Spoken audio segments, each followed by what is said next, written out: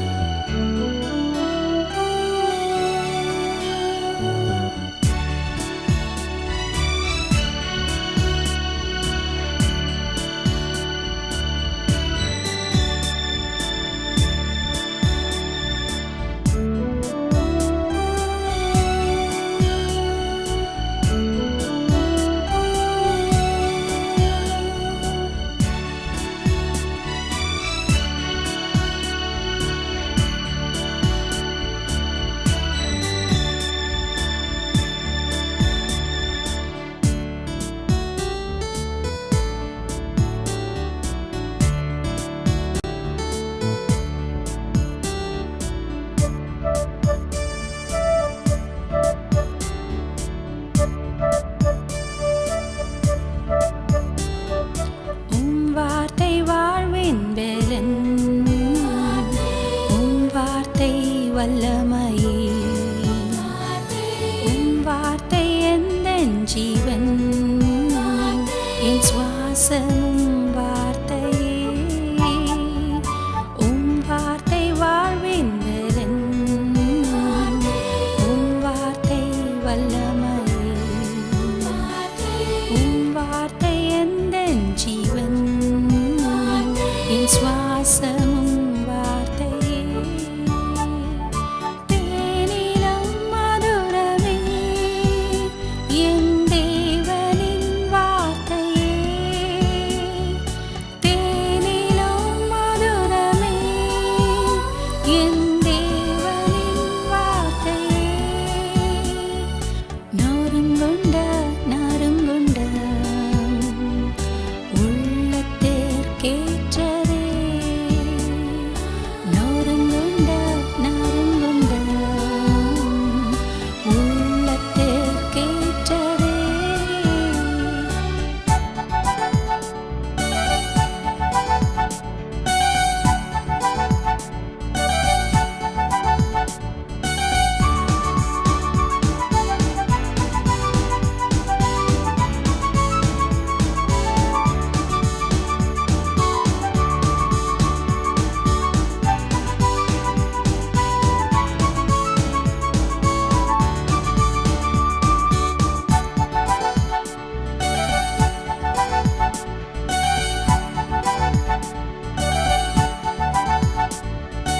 உம் வார்த்தை வாழ்வின் பலன், உம் வார்த்தை வல்லமையே, உம் வார்த்தை எந்தன் ஜீவன், என் சுவாசமும் வார்த்தையே, உம் வார்த்தை வாழ்வின் பலன், உம் வார்த்தை வல்லமையே, உம் வார்த்தை எந்தன் ஜீவன், என் சுவாசமும் வார்த்தையே. இந்த நாள் உங்கள் தேவனாகிய கர்த்தருக்கு பரிசுத்தமான நாள், நீங்கள் துக்கப்படவும் அழவும் வேண்டாம் என்றார்கள். தொடர்ந்து நான் வாசிக்கிறேன். பின்னும் எஸ்ரா அவர்களை நோக்கி, நீங்கள் போய் கொடுமையானதை புசித்து மதுரமானதை குடித்து ஒன்றும் இல்லாதவர்களுக்கு பங்குகளை அனுப்புங்கள். இந்த நாள் நம்முடைய ஆண்டவருக்கு பரிசுத்தமான நாள். விசாரப்பட வேண்டாம், கர்த்தருக்குள் மகிழ்ச்சி மகிழ்ச்சியா இருப்பதே உங்களுடைய பலன் என்றான். கர்த்தருக்குள்ள மகிழ்ச்சியா இருப்பதே உங்களுடைய பலன் என்று எஸ்ரா இந்த இடத்துல சொல்லுகிறார். 8வது அதிகாரம் முழுவதையும் நாம் வாசித்து பார்க்கும் பொழுது பாருங்கள், ஜனங்கள் எல்லாரையும் தண்ணீர் வாசலுக்கு முன்பதாக எஸ்ரா அழைத்து வருகிறார். எல்லா இஸ்ரவேல் ஜனங்களும் அந்த தண்ணீர் வாசலுக்கு எதிரான ஒரு இடத்துல, மைதானத்துல அவர்கள் கூடுகிறார்கள். கூடி வந்து அந்த இடத்துல மோசேயை கொண்டு எழுதப்பட்ட நியாய பிரமாணத்தை அந்த எஸ்ராவும் நெகேமியாவும் மற்ற லேவியர்களும் மற்ற வேத பாரகர்களும் அந்த புத்தகத்தின் சுருளை விரித்து அவர்கள் வாசிக்கிறதை ஜனங்கள் கேட்கிறார்கள். இதுதான் இந்த வசனத்தின் பின் அணி. வாசிக்கிறார்கள். எஸ்ரா ஒரு பெரிய பீடத்தின் மேல உயரமான இடத்துல ஏறி அந்த புத்தக சுருளை அவர் திறந்து அந்த நியாய பிரமாண புஸ்தகத்தை அவர் வாசிக்கிற வேளையில இஸ்ரவேல் ஜனங்கள் என்ன செய்யறாங்க? எல்லாரும் எழும்பி நிற்கிறாங்க. காலை தொடங்கி மத்தியானம் வரையிலும் இந்த இஸ்ரவேல் ஜனங்களுக்கு முன்பதாக மிகவும் தெளிவாக நியாய பிரமாண புஸ்தகத்தை வாசித்து அதன் அர்த்தங்களையும் ஆழமான சத்தியங்களையும் தேவன் விரும்புகிற காரியங்களையும் எஸ்ராவும் நெகேமியாவும் மற்ற ஊழியர்களும் அங்கு அவர்கள் விளக்கத்தை கூறிக்கொண்டிருக்கிறார்கள். இதுதான் இந்த வசனத்தின் பின்னணி. இந்த வசனத்தை கேட்கிற பொழுது இந்த ஜனங்கள், இஸ்ரவேல் ஜனங்கள் நியாய பிரமாணத்தின் வார்த்தைகளை அவர்கள் கேட்டுக்கொண்டிருந்த பொழுது ஒவ்வொருவரும் என்ன செய்யறாங்க? அழுறாங்க, மாரை அடித்துக் கொள்ளுகிறாங்க, துக்கித்து அழுறாங்க, தொண்டை அடைத்த வண்ணமாய் அவர்கள் சொல்லுறாங்க, ஐயோ கர்த்தரை துக்கப்படுத்துகிற வண்ணமாய் நாங்கள் நடந்து கொண்டோமே, கர்த்தருக்கு பிரியம் இல்லாத பாவத்துல நாங்கள் நடந்தோமே, கர்த்தரை நாங்கள் துக்கப்படுத்தினோமே என்று சொல்லி அவர்கள் அடித்துக் கொண்டு அழுது கொண்டிருக்கிறார்கள். அழுது கொண்டிருந்த அந்த இஸ்ரவேல் ஜனங்களை பார்த்து எஸ்ராவும் சொல்லுகிறாரு, நெகேமியா சொல்லுகிறாரு, நீங்கள் அழ வேண்டாம், நீங்கள் அழ வேண்டாம்.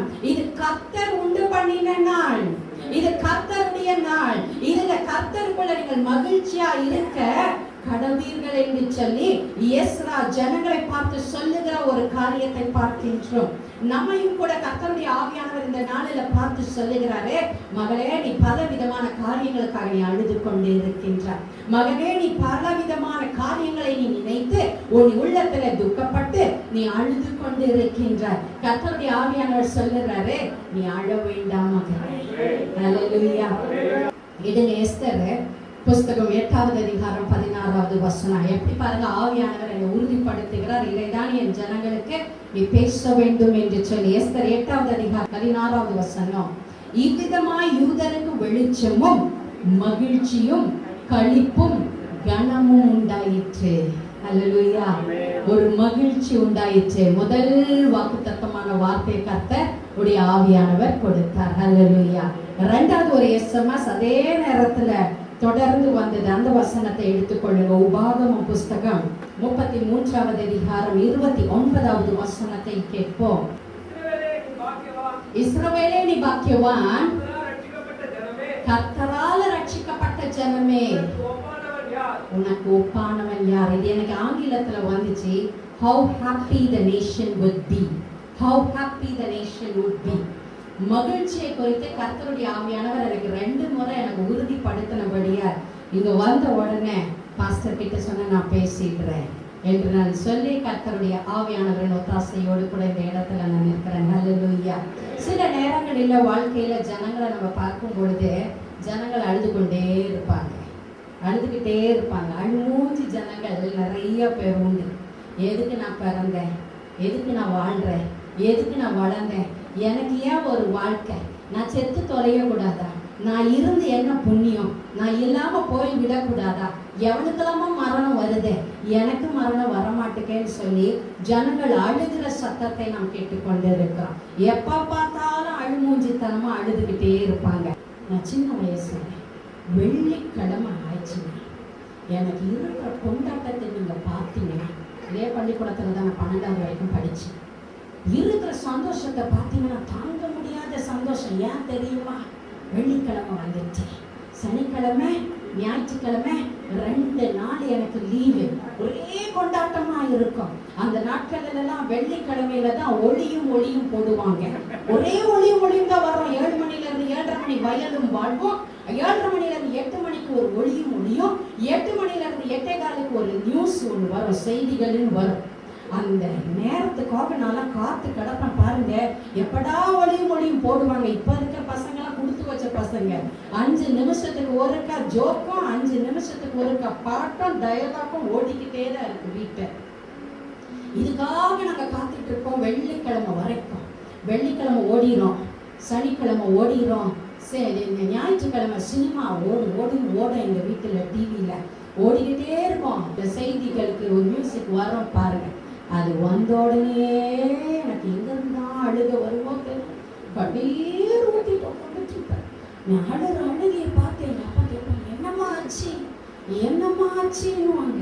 உடனே எங்க அம்மா சொல்லுவாங்க, ஆஹா குழந்தை அழுதுது அப்படின்னுவாங்க. ஏன்னா எங்க அம்மாவுக்கு தான் ரியல் ஃபேக்ட் தெரியும். ஹோம்ஒர்க் முடிச்சிருக்க மாட்டேன், அசைன்மெண்ட் எழுதியிருக்க மாட்டேன், மிஸ் படிச்சுட்டு வர சொல்லியிருப்பாங்க, படிச்சிருக்க மாட்டேன்.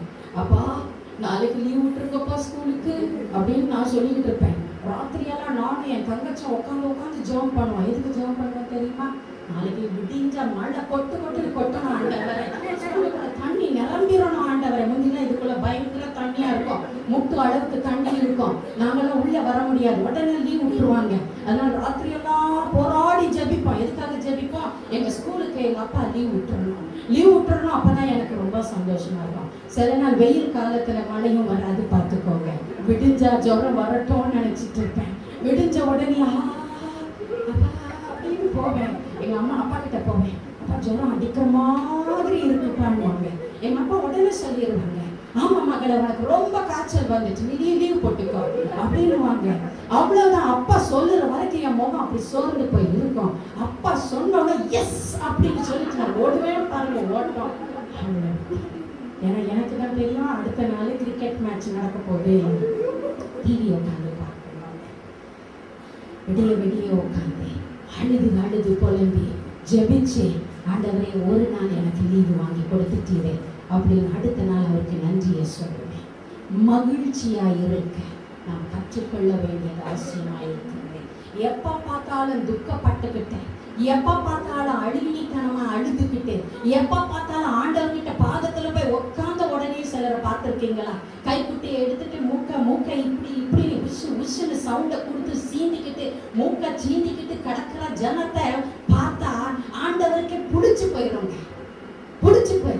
ஐயோ இது வந்துட்டு, இது ஓட்ட ரெக்கார்டு மாதிரி ஆரம்பிச்சிடும். ஆண்டவரே இதைத்தான் ஆண்டவரே அதைத்தான் ஆண்டவர் உங்களை படைச்சவரே, அனுதினமும் உங்களை நோக்கி பார்த்துக்கிட்டே இருக்கிறவரே. ஐயோ ஆண்டவரே என் வியாதியை குணமாக்கும் ஆண்டவரே நீங்க அனுதினமும் அழுதுகிட்டு இருந்தீங்கன்னா ஆண்டவர் சொல்லுவாரு, இது ஒரு ரோதனை பிடிச்ச கேஸ்.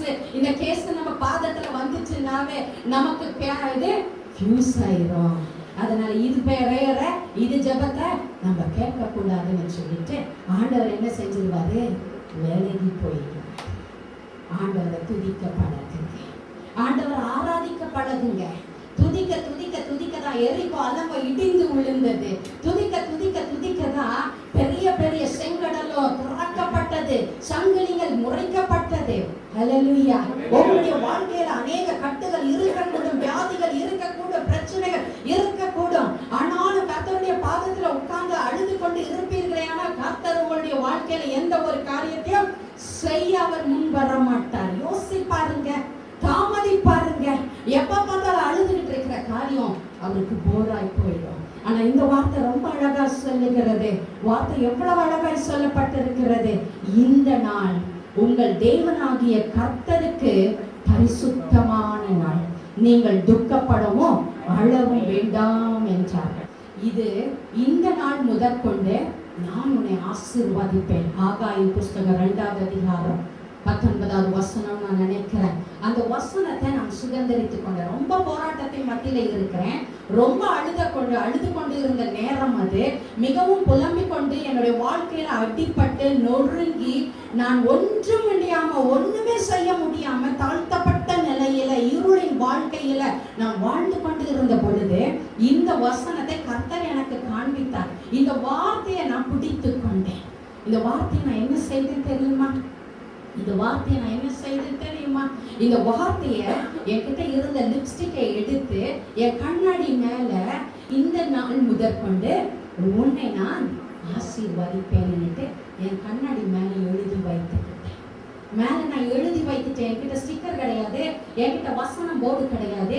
ஆனா என் கையில இருந்த ஒரு ஆயுதத்தை வைத்து அந்த வசனத்தை நான் என்னுடைய கண்ணாடி மேல எழுதிக்கிட்டேன்.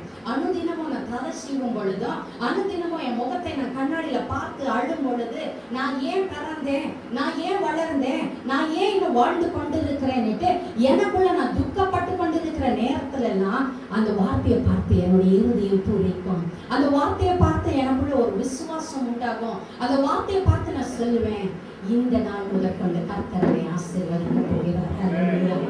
இந்த நாள் முதற்கொண்டு என்ன நேற்று சொல்லியிருப்பேன், இன்னைக்கும் அதே வசனத்தை சொல்லுவேன், நாளைக்கும் அதே வசனத்தை கண்ணாடிக்கு முன்னாடி நிற்கும் போது சொல்லுவேன், இந்த நாள் முதற்கொண்டு கர்த்தரை ஆசீர்வதிக்க போகிறார். நீங்க நம்ப மாட்டீங்க. என்றைக்கு அந்த வார்த்தையை நான் எனக்காக சுதந்திரித்துக் கொண்டேனோ, என் வாழ்க்கைக்கு வாக்குத்தத்தமான வார்த்தையா நான் ஏற்றுக்கொண்டேனோ, கர்த்தர் கிரியை செய்ய துவங்கினார். ஹல்லேலூயா. அந்த நாள்ல இருந்து அப்படியே படிதாங்க, ஆசீர்வாதம் தாங்க ஏறிக்கிட்டே தாங்க போச்சு, ஏறிக்கிட்டே தாங்க போச்சு. ஒரு நாள் குறைவை கர்த்தர் உண்டு பண்ணவே இல்லை. ஒரு நாள் துக்கத்துக்குள்ள கர்த்தர் அனுமதிக்கவே இல்லை. எத்தனை பாடுகள் வந்தாலும் அந்த வசனத்தை நான் சொல்லுவேன், இந்த நாள் கர்த்தர் உண்டு பண்ணினா, இந்த நாள் முதற்கொண்டு கர்த்தரனை ஆசீர்வதிப்பார். கர்த்தருடைய நாளில நான் மகிழ கடவுள் சொல்லி ஒவ்வொரு நாளும் நான் மகிழ்ந்திருக்க நாம் கற்றுக்கொள்ள வேண்டியது அவசியமாக இருக்கிறது. இன்றைக்கு இந்த வார்த்தையை கேட்டுக்கொண்டிருக்கிற அன்பான தேவ ஜனமே, கர்த்தருடைய வார்த்தை சொல்லுகிறபடி இந்த நாள் கர்த்தருடைய பரிசுத்தமான நாள். நீங்கள் துக்கப்படவோ நீங்கள் அழவோ வேண்டாம் என்று சொல்லி இருக்கிறது. இந்த நாளில கர்த்தருக்குள்ள நீங்கள் எப்படி இருக்கணுமா? மகிழ்ச்சியா இருக்கணும் என்று சொல்லி வேதம் சொல்லுகிறது. ஒரு மனிதன் என்னாலும் எப்பொழுதும் எந்த வேளையிலும் மகிழ்ச்சியா இருக்கணும்னா அந்த மனுஷனுடைய வாழ்க்கையில கர்த்தர் சில காரியங்களை எதிர்பார்க்கின்றார். நான் என்ன காரியம் என்று வேதத்திலிருந்து நான் ஆராய்ந்து பார்த்த பொழுது 5 விதமான காரியங்களை கர்த்தர் எனக்கு காண்பித்தார். உங்களுக்கு நான் அதை சொல்ல விரும்புகிறேன். இந்த காரியங்கள் உங்களுடைய வாழ்க்கையில நீங்கள் பழக்குவித்துக் கொள்ளுவீர்களே ஆனால் நிச்சயமாக சொல்லுறேன், ஒவ்வொரு நாளும் உங்களுக்கு மகிழ்ச்சியின் நாளாகத்தான் இருக்கும். ஒவ்வொரு நாளும் உங்களுக்கு ஆசீர்வாதத்தின் நாளாகத்தான் இருக்கும்.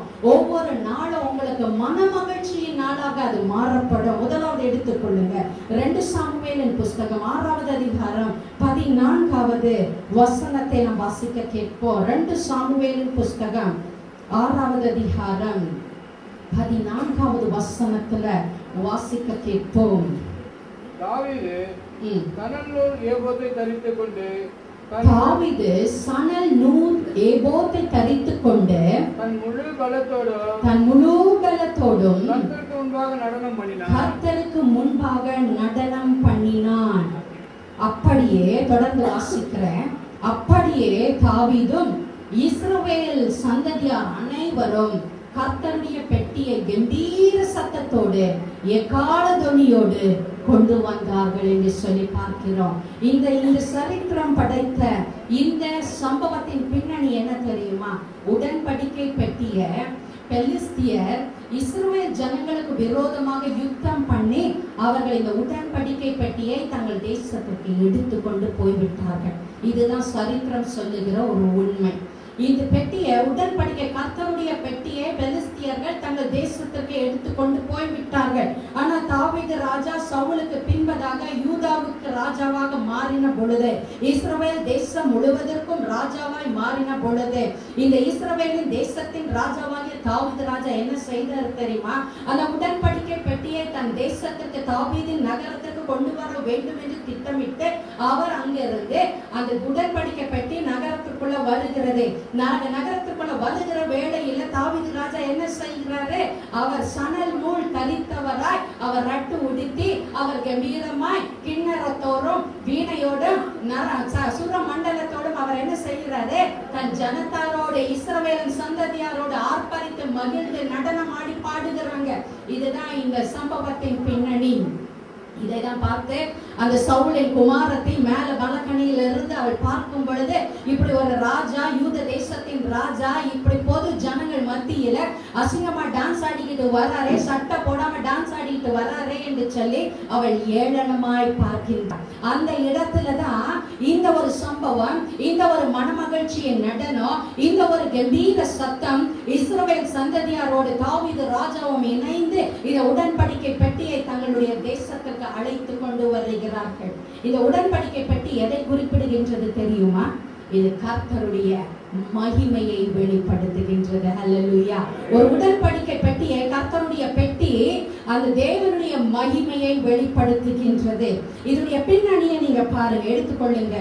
1 சாமுவேலின் புஸ்தகம் 4வது அதிகாரம், அங்கு 10வது வசனத்திலிருந்து 22வது வசனம் வரையிலும் அங்கு ஒரு சம்பவம் சொல்லப்பட்டிருக்கின்றது.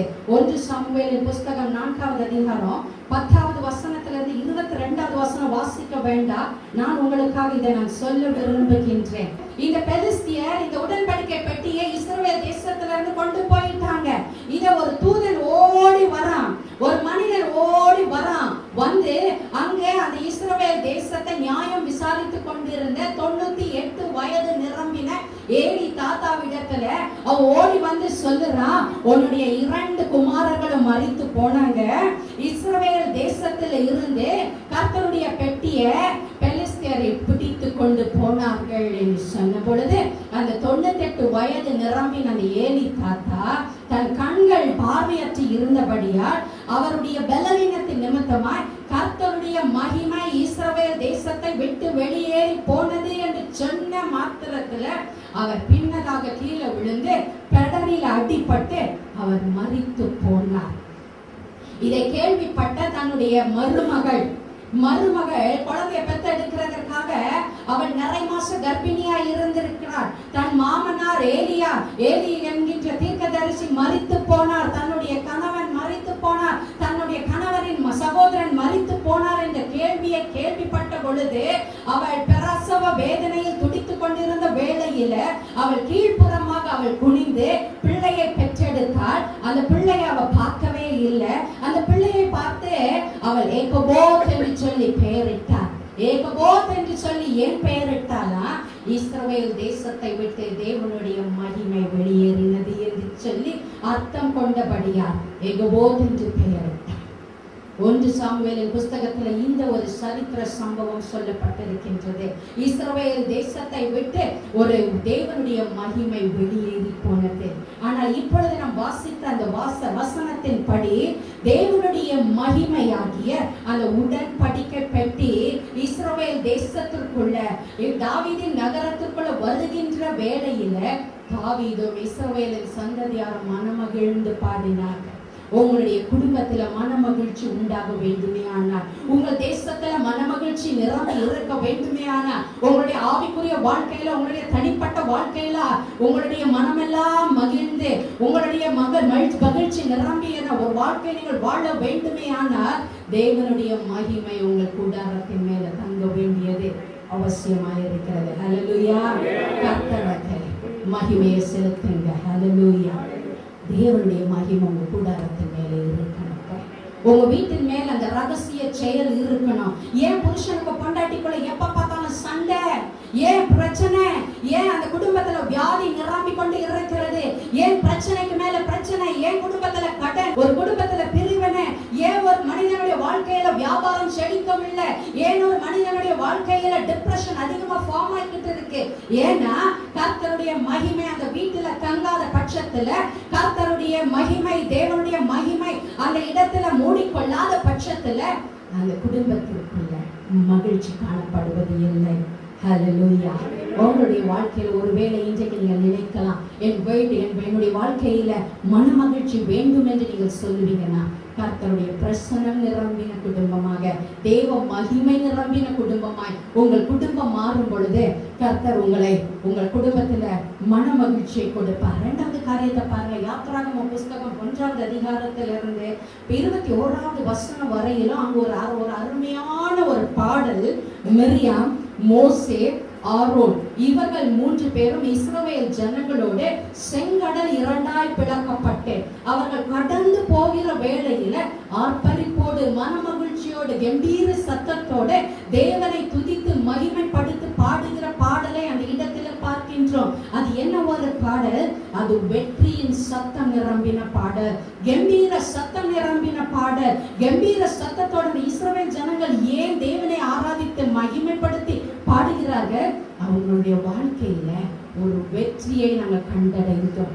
பின்னாடி பார்த்தா எகிப்தியர்கள் சேனையோடு வந்து கொண்டிருக்கிறார்கள். பார்வோன் ராஜா அவனும் அவனுடைய சேனையும் குதிரை ரதங்களில் அவர்கள் வந்து கொண்டிருக்கிறார்கள். இஸ்ரவேலின் ஜனங்கள் முன்பதாக பார்க்கிறாங்க, அங்க செங்கடல் நின்று கொண்டிருக்கிறது. முன்னாடியும் போக முடியாது, பின்னாடியும் போக முடியாது. இப்படிப்பட்ட இக்கட்டான நிலையில கர்த்தர் அந்த இடத்துல ஒரு பெரிய அற்புதத்தை செய்தார். செங்கடலை இரண்டாய் பிளக்க செய்தார். அங்க வெட்டாந்தரையான வழியில பாதையில இந்த இஸ்ரவேல் ஜனங்களை நடத்தி சென்றார். அது மாத்திரமல்ல, அவர்களுடைய விரோதிகளாகிய சத்துருக்களாகிய எகிப்தியரை அந்த செங்கடலுக்குள்ளேயே போட்டு அவர் மூழ்கடிக்க செய்தபடியார் ஒரு வெற்றியை தந்த எங்கள் தேவனை நாங்கள் மகிமைப்படுத்துவோம் என்று சொல்லி அங்கு ஆர்ப்பரித்து மகிழ்ந்து பாடுகிறார்கள்.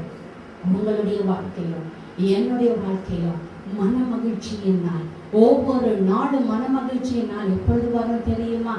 நம்ம கர்த்தருக்காக வெற்றியுள்ள வாழ்க்கை வாழுகிற ஒவ்வொரு நாளும் அது மன மகிழ்ச்சியின் நாள். நீங்க யோசிக்கலாம், நான் எப்படி கர்த்தருக்காக தினமும் வாழ முடியும்? என் வயிற்றுக்காக நான் தினமும் வாழ வேண்டியது இருக்கேன், என் குடும்பத்தை போஷிப்பதற்காக, என் பிள்ளைகளை வளர்ப்பதற்காக, என் வியாபாரத்திற்காக நான் ஓட வேண்டியது இருக்கிறதே என்று சொல்லி நீங்கள் பார்க்கலாம். நான் ஒன்றை சொல்லுறேன், கர்த்தருக்காக நீங்க செய்யுங்க, கர்த்தர் உங்களுக்காக யாவற்றையும் செய்வார். கர்த்தருக்காக நீங்கள் பிரயாசப்பட துவங்குங்க, கர்த்தர் உங்களுக்கு ஒரு வெற்றியுள்ள வாழ்க்கையை வாழ அவர் உங்களுக்கு உதவி செய்வார். கர்த்தருக்காக நம் வெற்றியுள்ள வாழ்க்கை வாழுகிற பொழுது கர்த்தர் நம்முடைய நாட்களை மன மகிழ்ச்சியின் நாட்களாக, நம்முடைய தேவைகளை அனுதினமும் சந்தித்து நம்மை நடத்துகிற தேவனாய் இருக்கிறார். ஹல்லேலூயா.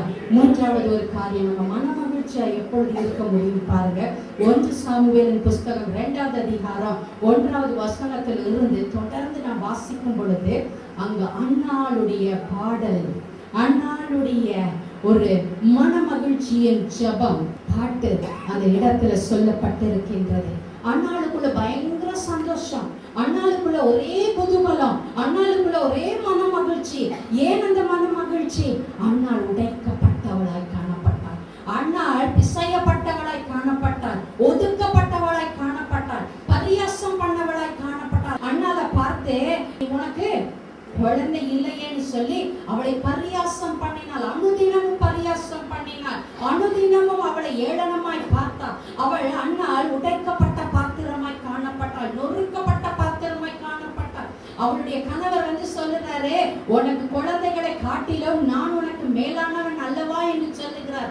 ஆனாலும் அன்னாளுடைய ஜெபம் கர்த்தரை நோக்கி கொண்டு இருந்தது. கர்த்தரை பார்த்து சொன்ன, ஆண்டவரே, என்னை ஆசீர்வாதமான பாத்திரமாக நீ மாற்ற வேண்டும், என்னுடைய கர்ப்பத்தை நீ திறக்க வேண்டும், நான் ஆசீர்வதிக்கப்பட்டவளாய் நான் மாற வேண்டும் என்று சொல்லி அவளுடைய ஜெபத்தின் அளவை, ஜெபத்தின் ஆழத்தை அவள் ஒருவள் அறிந்திருந்தாள். அவள் பாரத்தோடு அவள் ஜெபித்த பொழுது அந்த ஜெபத்திற்கு கர்த்தர் கடாட்சித்தார், அன்னாளை கடாட்சித்தார். அன்னாளை கர்த்தர் அவர் கர்ப்பத்தை திறந்தார். அன்னாள் மூலமாய் ஒரு தீர்க்கதரிசியாகிய ஒரு சாமுவேல் எனும் தீர்க்கதரிசியை கர்த்தர் அவளுக்கு கொடுத்தபடியால் அன்னாள் தேவனை மகிமைப்படுத்தினார். ஹல்லேலூயா. ஜெபத்திற்கு பதில் கொடுக்கிற பொழுது, நம்முடைய ஜெபத்தினால தேசம் ஆசீர்வதிக்கப்படும் பொழுது உங்களுக்கு உண்மையிலேயே ஒரு சந்தோஷங்க. நீங்க மற்றவங்களுக்காக ஜெபித்து பாருங்க, உங்க ஜெபத்தை கேட்டு மற்றவங்களுடைய தேவைகளை கர்த்தர் சந்திக்கும் பொழுது உங்களுக்குள்ள ஒரு மன மகிழ்ச்சி வரும் பாருங்க. அது தாங்க முடியாத மன மகிழ்ச்சி, ஈடு இணையற்ற மன மகிழ்ச்சி.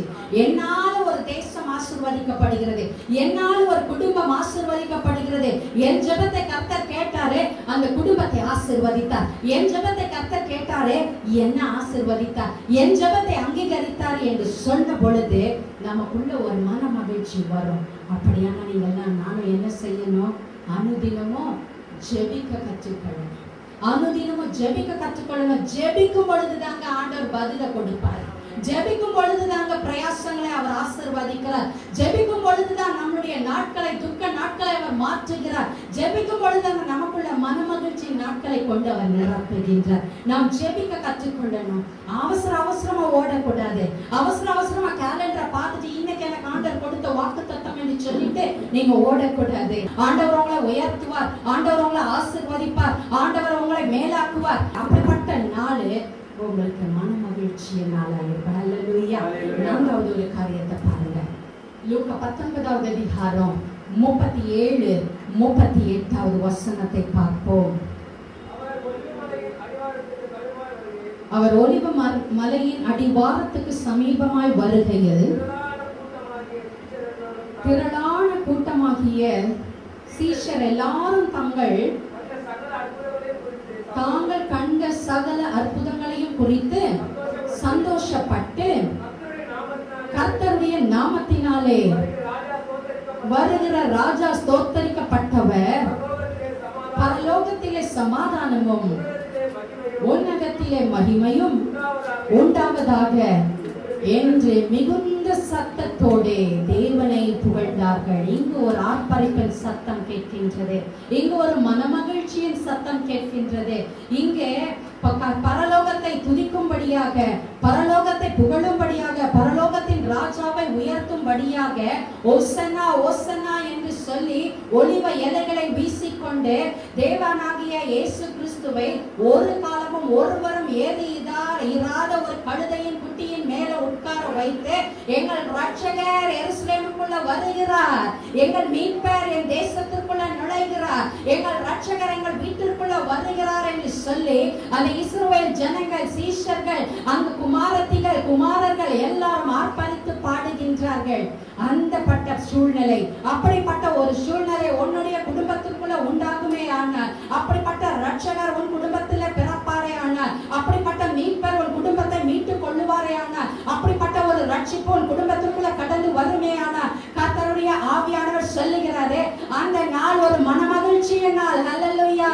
நானும் என் வீட்டாரும் ஓவென்றால் கர்த்தரையே சேவிப்போம் என்று சொல்லி, என்றைக்கு நீயும் உன் குடும்பமும் இணைந்து நீங்கள் சேவிக்க போகிறீர்களோ, என்றைக்கு நீங்கள் இணைந்து நீங்கள் ரட்சிப்புக்குள்ள கடந்து செல்ல போகிறீர்களோ, அந்த ரட்சிப்பின் கம்பீர சத்தம் உங்களுடைய குடும்பத்திற்குள்ள துணிக்கிற வேளையில உங்கள் குடும்பம் மன மகிழ்ச்சியின் குடும்பமாய் மாறும். ஹல்லேலூயா. ஹல்லேலூயா. குடும்பத்துல என் பிள்ளை ரட்சிக்கப்படல சிஸ்டர், என் பையன் ரட்சிக்கப்படல சிஸ்டர், என் பொண்ணு ரட்சிக்கப்படல சிஸ்டர், என் புருஷன் ரட்சிக்கப்படல. அன்னைக்கு அக்னி அபிஷேக பெருவிழா ஒரு சிஸ்டர் வந்திருந்தாங்க. மேடையில வைத்து அநேகர் ஜெபித்து கொண்டிருந்தாங்க. அந்த சிஸ்டர் சொன்னாங்க, நான் பெரம்பூர்ல இருந்து வருகிறேன், என்னுடைய புருஷன் ரட்சிக்கப்பட்டு இருக்கிறாரு, ஆனாலும் குடிச்சிட்டு வந்து அடிக்கிறாரு. ரட்சிக்கப்பட்டிருக்காரா, குடிச்சிட்டு வந்து அடிக்கிறாரு. அது ரட்சிப்பா? ரட்சிப்பு என்றால் மத மாற்றம் கிடையாது, மத மாற்றம் கிடையாது, பேர் மாற்றம் கிடையாது. சிலர் சொல்லுவாங்க, என் பேர் லட்சுமி, நான் மேரீடு வச்சுக்க போறேன்னுவாங்க. சிலர் சொல்லுவாங்க, நான் நேற்று வரைக்கும் பொட்டு வச்சிருந்தேன், இனில இருந்து நான் பொட்டு எடுத்துக்க போறேன்னு சொல்லுவாங்க. உங்களுடைய தோற்றத்தின் வெளிப்பாடுகள் கிடையாது பிரியமானவர்களே ரட்சிப்பு என்றால். உங்களுடைய பெயரில மாற்றம் கிடையாது பிரியமானவர்களே ரட்சிப்பு என்றால். ரட்சிப்பு என்றால் முழுமையான மனது தேவனோடு நெருங்கி நிற்கும் பொழுது, தேவனோடு நோக்கி பார்க்கும் பொழுது, தேவனோடு சஞ்சரிக்கும் பொழுது, அதுவே முழுமையான ரட்சிப்பு. உங்கள் மனம் திரும்ப வேண்டியது அவசியமா இருக்கிறது. மனம் திரும்ப வேண்டிய அவசியமா இருக்கிறது. நான் ரட்சிக்கப்பட்டேன் சிஸ்டர், நான் ஊழியம் செஞ்சுட்டு இருக்கிறேன் சிஸ்டர், ஆனாலும் என்னுடைய தேவைகளுக்காக நான் பணத்தை திருடிட்டு வரேன்னு சொன்னா அது ரட்சிப்பு கிடையாது. கர்த்தருடைய ஆவியானவர் உன்னோடு கூட தெளிவாய் பேசிக் கொண்டு இருக்கின்றார். உண்மையான ரட்சிப்பு உனக்குள்ள உண்டாகி இருக்குமே ஆனால், நீ வேத புத்தகத்தை கையில சுமந்து செல்லுகிற ஒரு ஊழியக்காரனாக, ஊழியக்காரியாக நீ மாறிக்கொண்டிருப்பாயே ஆனால், கர்த்தருடைய உன்னதமான ஊழியன் என்று நீ சொல்ல வேண்டுமே ஆனால், உனக்குள்ள மனம் திரும்புதல் வேண்டியது அவசியமா இருக்கிறது. You have to change your heart to the Lord. கர்த்தருக்கு நேராய் உன்னுடைய கண்கள் திருப்பப்பட வேண்டும். கர்த்தருக்கு நேராய் உன்னுடைய இருதயம் வாஞ்சிக்க வேண்டும். கர்த்தருக்காக நான் ஓடுவேன், கர்த்தருக்காக நான் உழைப்பேன். எனக்கு பணம் இருக்குதோ இல்லையா அதை பத்தி எனக்கு கவலை இல்லை. But my legs and my hands will work for the Lord. அதுதான் கர்த்தர் விரும்புகிறார். முழுமையான ரட்சிப்பை.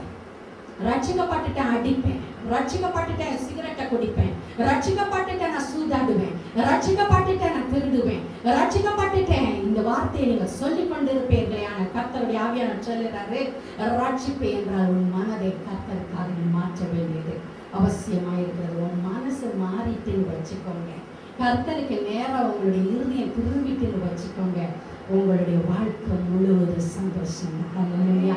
ஒரு ஐயாவை எனக்கு நல்லா தெரியும். அவங்களுடைய மனைவி இறந்து போனாங்க, அவங்களுடைய குமாரத்தி இறந்து போனாங்க, அவங்களுடைய தொழிலில் பெரிய வீழ்ச்சி வந்தது. ஆனாலும் அந்த ஐயா மிகவும் சந்தோஷமாக ஒவ்வொரு நாளும் அவங்க கிட்ட பேசினா நம்ம பரிதாபப்பட்டுட்டு போய் பேசுவோம். ஆனால் அந்த ஐயாக்குள்ள இருந்தது சந்தோஷம். கர்த்தருக்குள்ள அவர்கள் சந்தோஷமா இருக்கிற ஒவ்வொரு வார்த்தையும் வெளிப்படும். அல்லேலூயா, அல்லேலூயா. ஆவியானவர் சொல்லுகிறாரு, முழுமையான ரட்சிப்பை ரட்சகராக இயேசு கிறிஸ்து உங்க வீட்டுக்குள்ள நீங்க அழைத்து கொண்டு போங்க. உங்க வீட்டுக்குள்ள பரலோகம் தாங்க. எத்தனை பேருக்கு குட்டி பரலோகமா என் வீடு மாறணும்னு சொல்லுறீங்க? பரலோகத்தை அது இயேசுவை நீங்கள் ஏற்றுக்கொள்ளுங்க. உங்க வீட்டுக்குள்ள உண்மையான பரலோகம் வரப்போகிறது, உண்மையான சந்தோஷம் இறங்கி வரப்போகுது. நீங்க உங்க வீட்டுக்குள்ள 4 பேர் இருக்கிறீங்களோ, 5 பேர் இருக்கிறீங்களோ, 10 பேர் இருக்கிறீங்களோ, 2 பேர் இருக்கிறீங்களோ, 2 பேரும் ஒரு மனதோட ரட்சிப்புக்குள்ள கடந்து வரும் பொழுது அங்க பரலோகம் இறங்கி வரும் பாருங்க, அதுதாங்க பரலோகம். பரலோகம். நான் பொண்டாட்டியும் ரட்சிக்கப்பட்டுட்டோம் சிஸ்டர். ஆனால் நான் ஒரு சமையல் செய்வேன், அவங்க ஒரு சமையல் செய்கிறாங்க. நான் ஒரு பத்திரிகையை படிப்பேன், அவங்க ஒரு பத்திரிகையை படிப்பாங்கன்னு சொன்னீங்கன்னா அங்கே பரலோகம் இறங்கி வந்ததுக்கு அடையாளமே கிடையாது.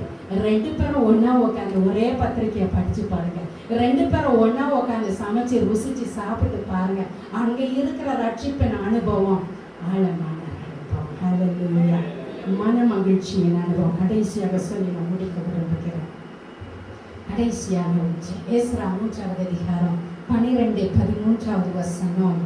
முந்தின ஆலயத்தை கண்டிருந்த முதிர் வயதான ஆசாரியரிலும் லேவியரிலும் பிதாக்கள் வம்சங்களின் தலைவரிலும் அநேகர் இந்த ஆலயத்துக்கு தங்கள் கண்களுக்கு முன்பாக அஸ்திபாரம் போடப்படுகிறதை கண்டபோது மகா சத்தமிட்டு அழுதார்கள்.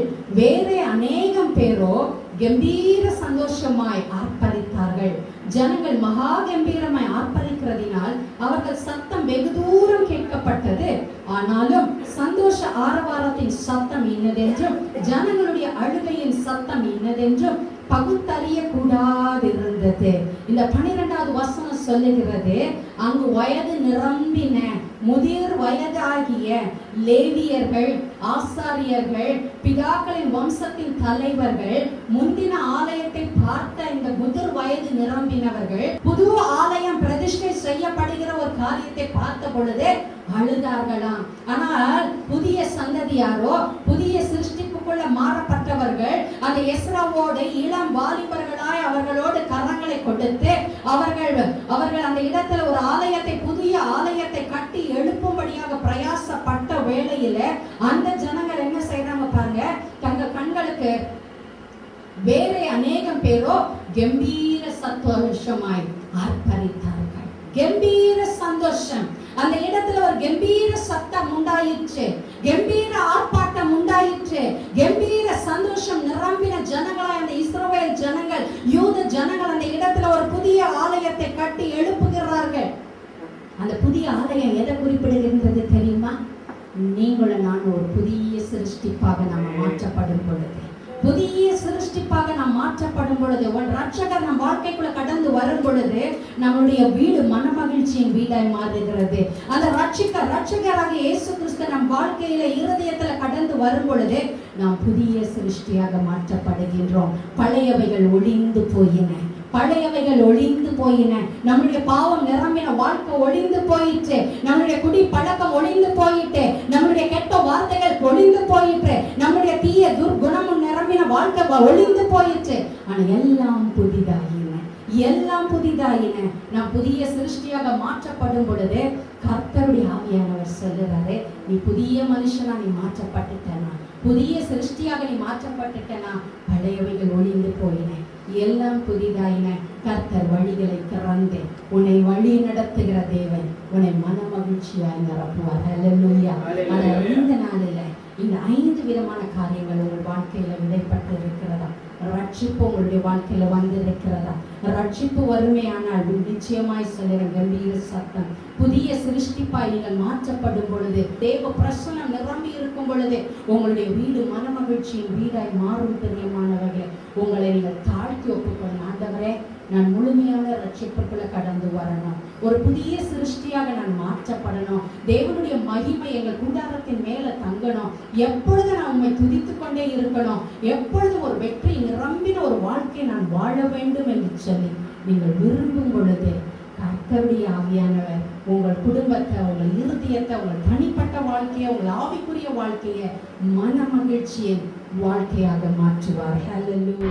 விஞ்ஞான் ஊழியம் நடத்தும் இடைவிடாத ஜெபம், நான் ஸ்டாப் பிரேயர். தினமும் மதியம் 12 மணி முதல் 1 மணி வரை தேசத்திற்காக, ஊழியர்களுக்காக, திருச்சபைகளுக்காக திறப்பில் நின்று ஜெபிக்கும் அனுதின ஜெபம். பங்கேற்பீர். விஞ்ஞான் ஊழியங்கள், மந்தவெளி பஸ் டிப்போ அருகில். மேலும் விவரங்களுக்கு 9962623333 என்ற தொலைபேசி எண்ணை தொடர்பு கொள்ளவும்.